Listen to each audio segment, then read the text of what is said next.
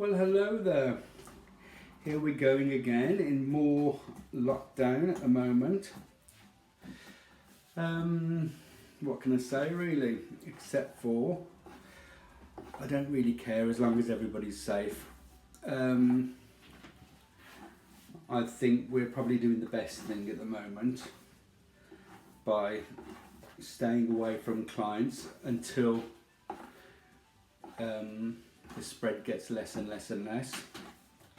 I know it's hard, but you've just got to get on with it really, because life's too short and we don't want to make it even shorter by doing things to jeopardise it really. Right then, so today I'm not going to do any colour, surprisingly. I'm going to do a perm, go through a perm situation, because I know a lot of salons and especially a lot of younger stylists these days don't perm. So I'm hoping to show you a way of taking the fear out of a perm. So I know a lot of the reasons why hairdressers don't like to perm is that they're scared of them. They're scared because it's so unpredictable. At least with the colour you can see what's happening to it, you can see where it's going. With the perm it's a completely different thing altogether. And basically when you're actually doing a perm you're breaking bonds. So I know the last few years we've all been talking about how to build bonds and keep the bonds in the hair and strengthen the bonds and protect the bonds, when like perming actually goes against all that. You actually needs to break the bonds down to create a wave formation, a wave or a curl pattern in the hair. So first of all we have to think about the prep of the hair, how to prep the hair. So this hair, I mean, God knows where it's come from, and I doubt it was this colour to start off with when it was on somebody's head. So therefore I know it's been really quite processed, overly processed, and also it's actually got a little bit of a natural movement to it as well. So I know there's a little bit of a wave pattern going on in there. So this tells me, for a start, that the perm's going to take a lot easier for it, but also it's more likely to break more bonds that I want it to in the first place as well, because it's already been like processed. So the first thing I've done, I've given it a standalone bonding treatment.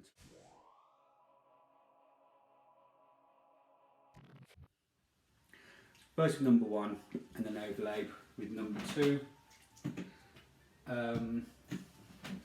just to help strengthen and protect all those bonds that are in the hair. Because like I said before, when you perm the hair you actually have to break the bonds down to create a curl pattern. Therefore if you do a bond insurance service beforehand, you'll end up with more of a better result really. Plus it helps the porosity out as well. So first of all I've done that, gone through a standalone process. If you want to know more how to do a standalone process, go to the Matrix website I know, and it actually tells you how to do it there. Next, I've shampooed it with a clarifying shampoo, which is the Total Results Rebond shampoo.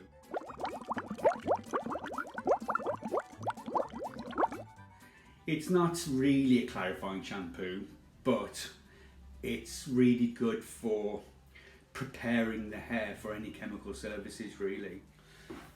And once you've shampooed, no conditioner, but make sure you give it a good blot off. Basically the hair shouldn't be dripping. There should be no drips coming down, because if it's dripping then it's too wet, but it just needs to feel wet. Right, and then before I start, I've spritzed it over with some Instacure.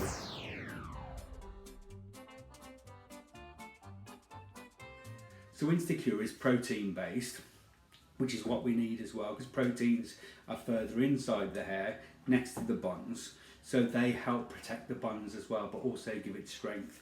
And also it's a porosity adjuster, so it helps to even the porosity out of the hair when it comes to chemically altering it.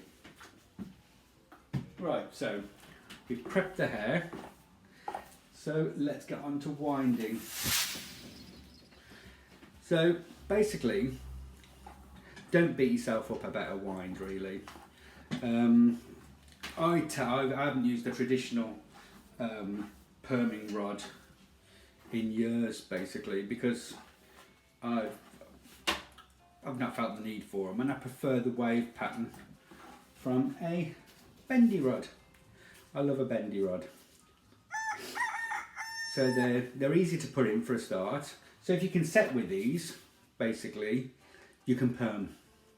So don't worry about the elastic traditional perming rods. I even use some, even if I want a really tight perm, I've got some very thin red ones as well, which I use. So you can use anything really. You can even use Velcro rollers. The only problem is you need a hairnet, because it's so hard when it comes to rinsing off that half of them fall out. But basically, if you can wrap the hair around something, you can perm it basically. So determining the hair rod and what size to use. Today I want quite a curly perm, so I'm going to use green ones. If it was less processed and a lot straighter, I would use green and yellow. They're a little bit smaller, but today I'm going to use green and blue. You see the size difference, because I want something that's more I want it curly, but I don't want it too curly. Right, so another thing I avoid is a nine-section perm, I don't know, I can't remember. You know, where you go into, it's very rigid and you could see all the lines where the rods have been. I tend to do a directional perm, so I usually find out which way the hair's going. So I want to go over it from the front. I want lift going over that way, so I'm going to go that way. So let's start off. So what you have to think about with your sections as well when you're perming, basically the wider the section, the less lift you're going to get at the root. The smaller the section, if it's as wide as the rod itself, the more curl you're going to get at the root and more lift. So I'm going to do something a bit in between. So it's not as wide as the rod. It's wider than the rod rather, but it's not too wide that it's going to be flat at the root, and it's not too narrow that it's going to be really, really curly at the root. So if you set hair, if ever I'm setting hair with these rods as well, I'd still use end paper because I still find it easy. So you want your end paper on, pop it round, cover the ends of the hair, obviously that's why it's called the end paper. Get your rod, and you need the tension quite tight as well. You need to be straight up from the head. Now, there are two different ways of winding for different effects. If you wind traditionally, as if you were using a regular perm rod, then what would happen is, if you're going over and over the same area, the root area is going to be slightly larger curl than the ends. That's because as you're overlapping the hair over itself, the curl formation is getting bigger and bigger and bigger. It's common sense really. I tend to do a zigzag wind only because I find it's easier, you get more of an even curl and you know where the perm solution's been as well. So by zigzag, I mean I first of all get an end paper, then I move it along, then I move it back, and then I move it back along again. So can you see it fills up most of that rod as well. And then give it a tuck in. Another little tip is on the porosity of the hair. So let's say this was highlighted in areas, even though I've done the bond treatment, etc. And I used too much tension on the rod. When it comes to perming, so if I use too much tension like that on the rod,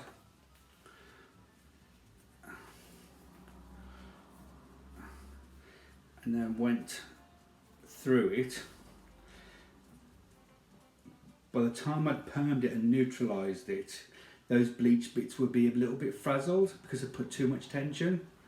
So you need to relax the tension a little bit if you've got some very over porous areas, damaged areas, because those areas don't need the tension. On virgin hair, very straight hair, you need the tension, you need a lot of tension.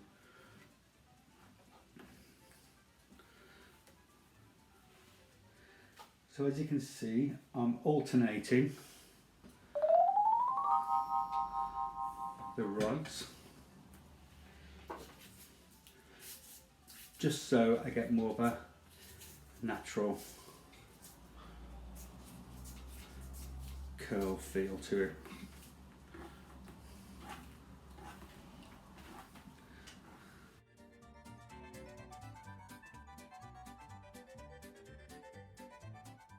As you notice,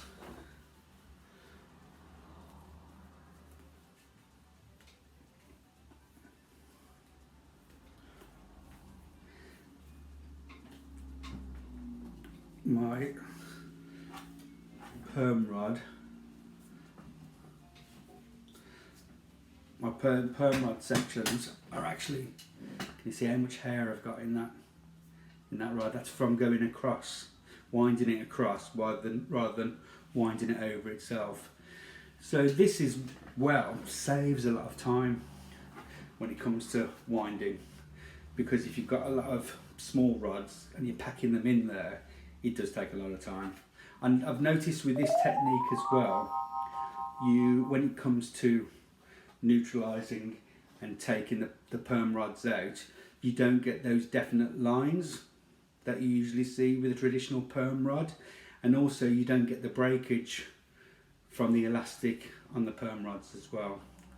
So that's a little tip. Right, I'll carry on winding.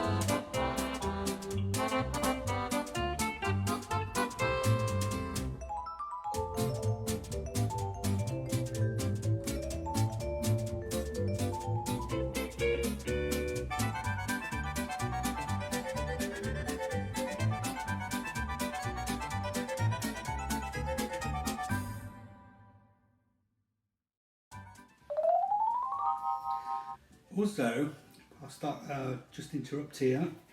If you notice, when I pull the section out, I'm not lifting it up to the top like that. I'm pulling it out straight in line with the head. So whenever you put a rod in or a roller in, bend your roller, just make sure that your section is really straight and there's no bends in the root area.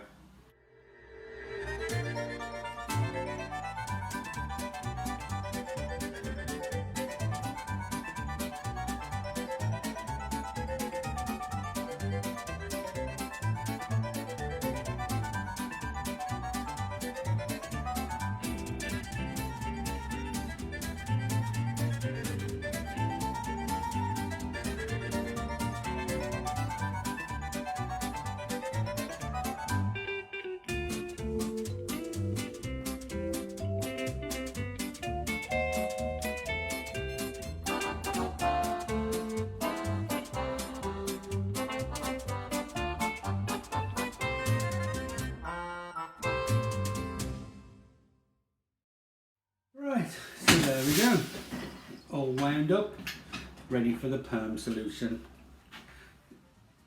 Can you see the way I've wound it?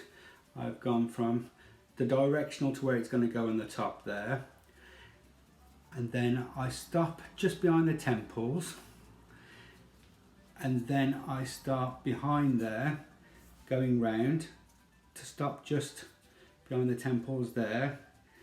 Then at the back I bring it down. So basically I'm zigzagging the rods, coming all the way around there, then all the way around there, and zigzagging down there, and zigzagging down there. You see? Also, I don't think it looks as bad as traditional perm rods. It looks quite glam. Looks like a Lady Gaga hat or something.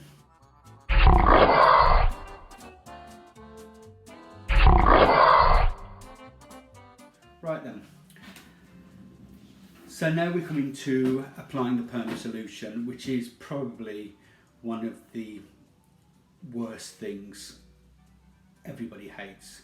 The stylist hates it and the client hates it because it's drippy, it's wet, it's horrible. So I'm going to show you a way of applying the perm solution where it's less hassle.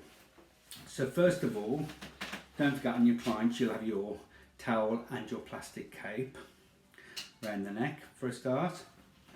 Then you'll need plenty of this, plenty of cotton wool,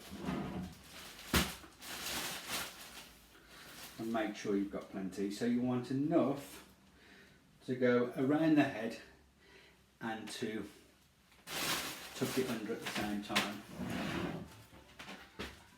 In fact, you'll need two pieces of the same length. There you go, two pieces of the same length. Spritz it down. Don't make it wet, just make it damp on the outside. And then basically pop it around the head. So this is where ears come in really handy. But unfortunately, Mabel, the mannequin, hasn't got the ears to tuck this round, so it's going to be a little bit sloppy. There we go. Oh, it's not too bad. There's a little bit of an ear there. There you go.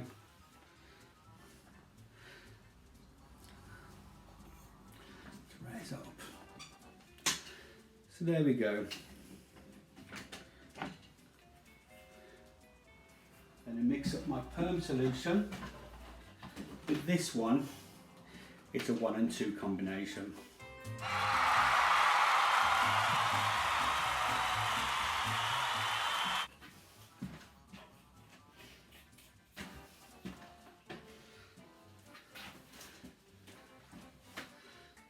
Give it a good mix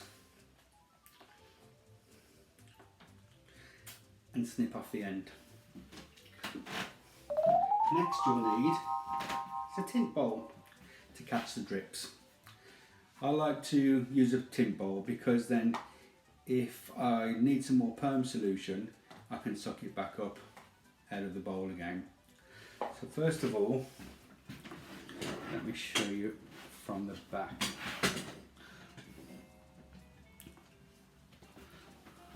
So, get the perm solution, get the tint bowl underneath the rod, just go across that rod once, once, once, once, once,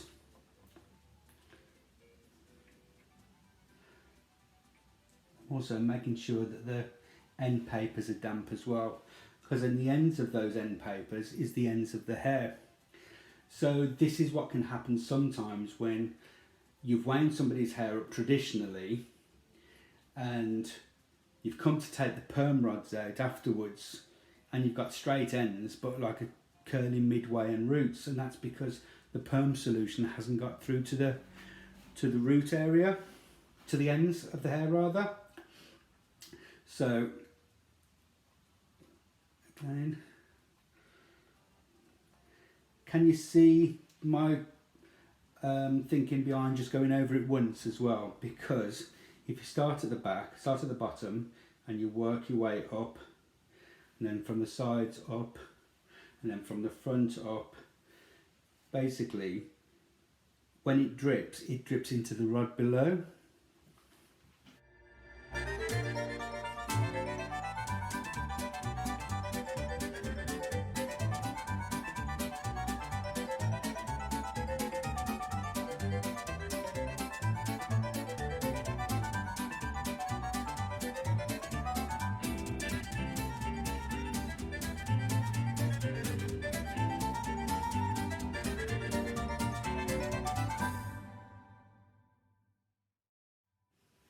Right, so there you go.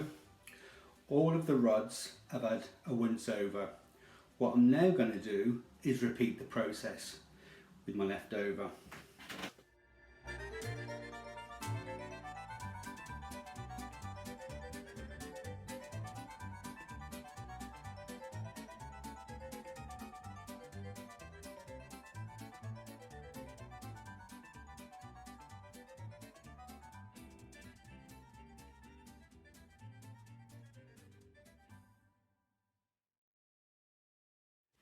There you go, all done and dusted. See, I've got a little bit left in there. I squeezed it up a couple of times just to make sure, but as you can see, it's not oversaturated. How do you know when you've put enough perm solution on? So, just think of your hair as like cotton wool.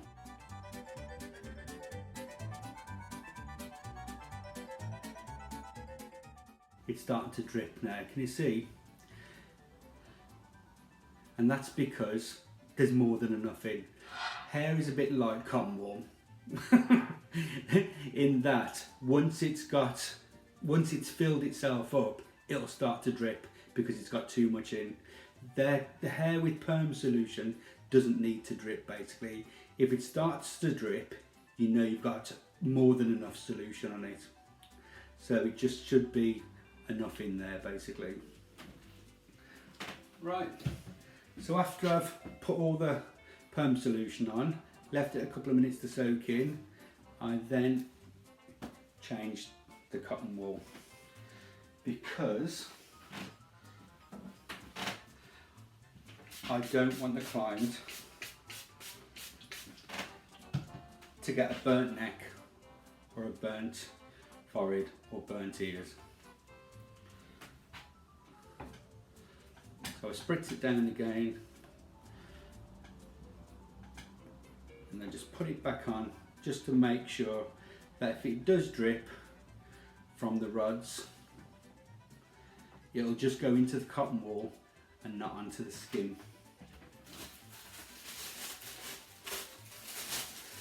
Then a plastic cap.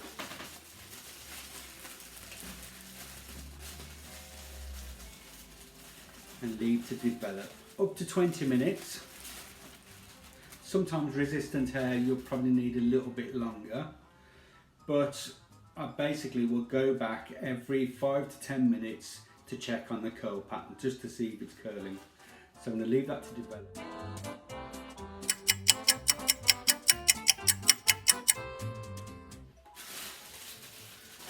Right, so it's been about 15 minutes and I'm checking just to see if the perm's taken.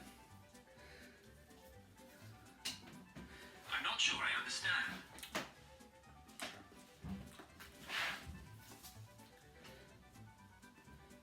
So you go around all the areas of the hair, couple in the back, the sides and the front, and basically all the wave pattern should be the same. So what are you looking for? You're looking for, can you see? You're actually looking for a definite curl pattern.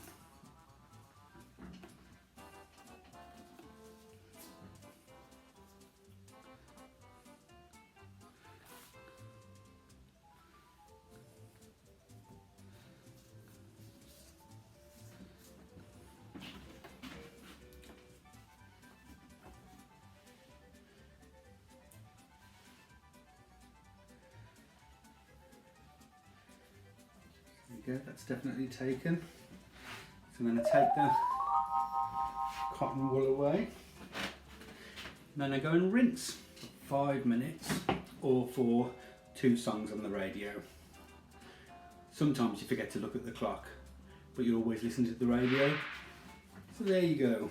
Once you've rinsed off while singing to Uptown Funk and Agadoo, all the hair is rinsed nicely. So what you need to do next is blot it all off. So you need to blot as much of the water out as you possibly can. This is where the disposable towels come in really handy.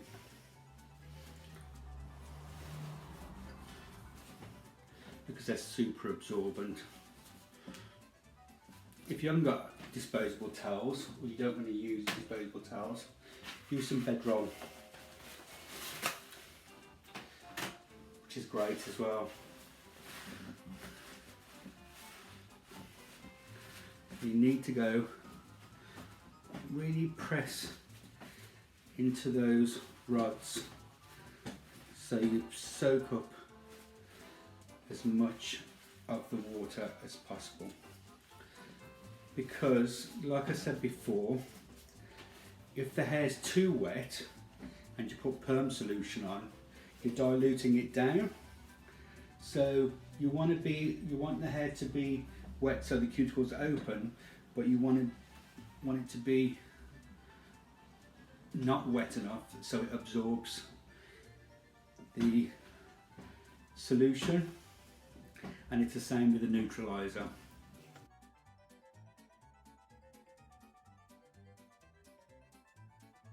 Then we do exactly the same as what we did when we applied the perm solution, except this is going to be for the neutralizer. You don't need to damp it down this time because there's no ammonia in the neutralizer. It's basically conditioners and peroxide. So what that does, once it goes into the hair, it neutralises the perm, so it stops it working. So even though I've rinsed it, if I didn't put the neutralizer on, it would still be very, very slowly still breaking down bonds. So I need the neutralizer just to stop that process. Also what it does, it seals in that wave, that curl formation that you've got. And also takes the smell away because it stinks at the moment. So back my bowl again, and I have my neutraliser solution. So I applied this exactly the same way as I applied the perm solution. So obviously there are other makes where you can foam it up with a sponge and push it into there. You could actually do that with this if you wanted to, but for this purpose I'm just going to go through with the bowl again.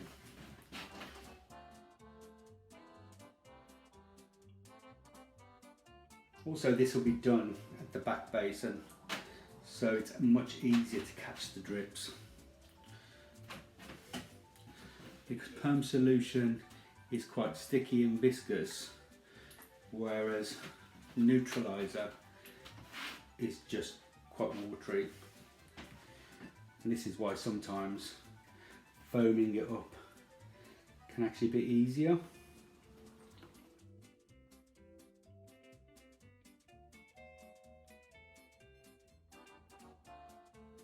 Make sure you get all them end papers as well that you can see, because like I said before, that's where the ends of the hair is.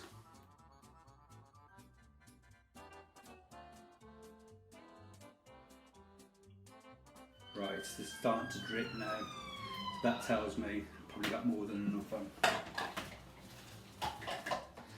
And while it's dripping, I'm going to quickly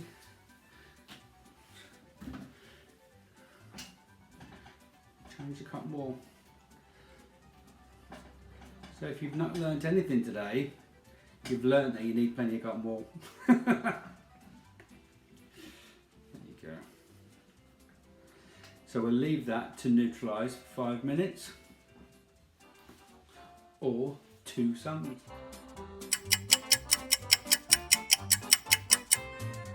There we go, 2 songs out. Let's see what it's come out like. So gently unwind each rod.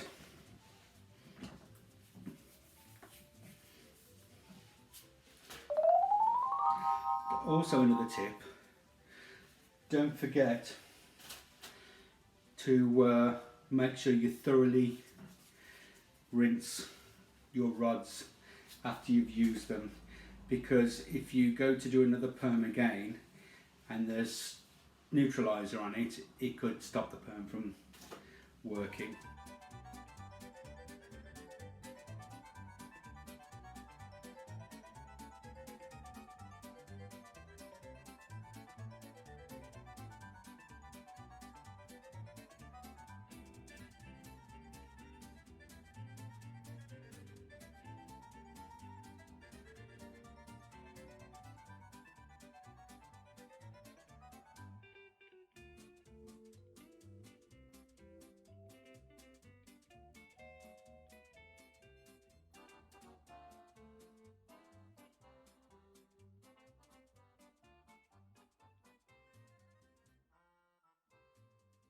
There you go, all out, and then just run your fingers through it at the backwash just to make sure that all the neutralisers got through. Once you've done that and left it for a couple of minutes, this is where we rinse off and condition. Come on, Mabel. Well, here we are, all done and dusted. That's what these curls look like. And it actually feels quite nice, actually. Just to recap on what I've done. First of all, the prep.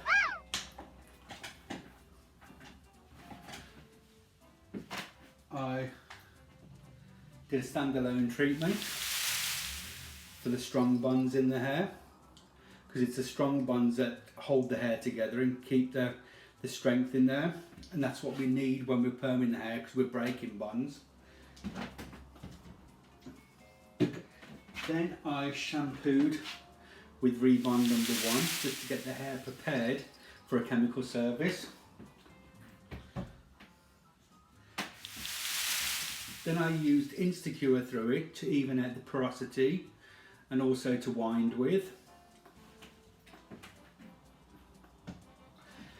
Then after I shampooed and neutralised, I rinsed off and used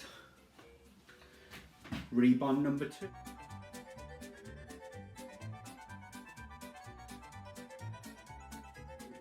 Because Rebond number 2 works on the weak bonds surrounding the strong bonds, and the strong bonds give you strength and the weak bonds give you flexibility.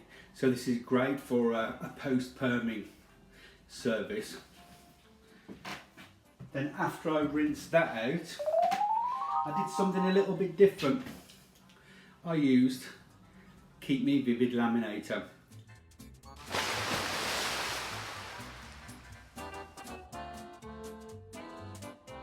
Because this is an acid balancer, so what it actually does is bring the pH of the hair right down, tightens the hair in, but also locks the curl in as well at the same time. So this is a great post-perming treatment. There's a little tip for you. So now, as you can see with a perm, when a perm is wet, it always looks curly. When natural hair, like mine, is wet, it always looks straight. So that's something you've got to think about.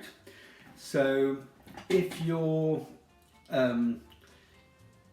if you do a perm and it looks like the wave that you want when it's dry, when it's wet, it's actually going to drop out. If it's a little bit curlier, it's going to drop to a bigger curl. So always think of what size curl that you want, basically. And I want to dry this naturally, but there's different products I want to use. One of my favourites is High Amplify by Total Results.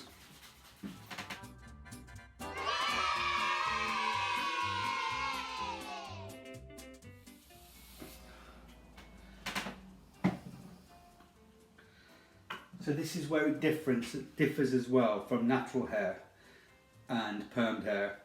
I couldn't really use this in my hair, it would feel tacky and crispy.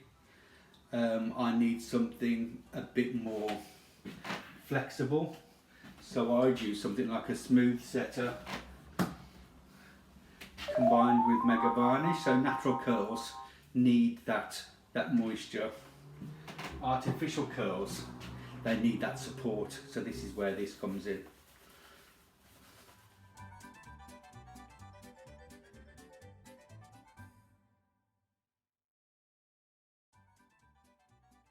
The great thing about this foam as well, it's not like the old-fashioned foams where your hair used to feel all crispy and dry afterwards. It actually feels really natural, but also gives it the support.